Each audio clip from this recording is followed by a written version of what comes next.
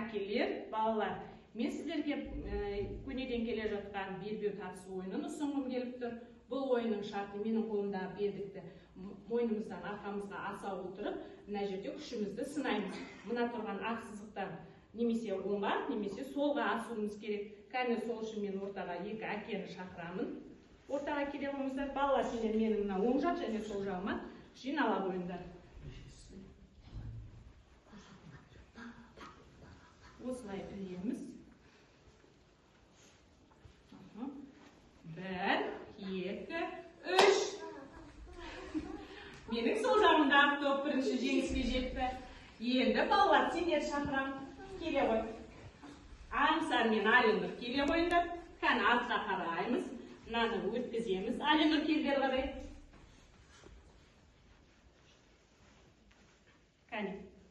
1, 2, 3 дейміз. Аңсар, Алинұр, Аңсар, Алинұр. Жарайды, Аңсар жеңіске жетті. Тұр.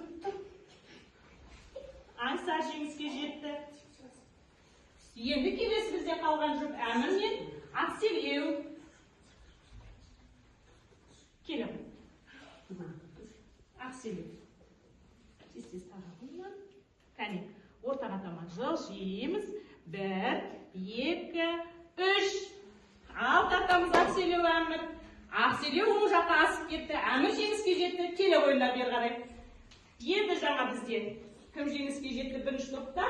Аңсар жеңіске жеткен. Аңсар мен Әмірді шығарамыз. Келе қой, Аңсар. Әмір жеңіске жетті.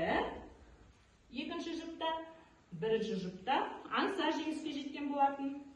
Кәне енді екеуінің күшін сынап, кім күшті екенін анықтап, марапатымызды тапсырамыз қазір. 1, 2, 3.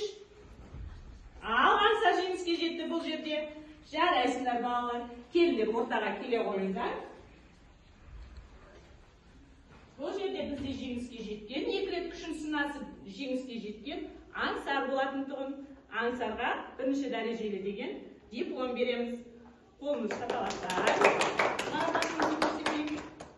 Жарай ма?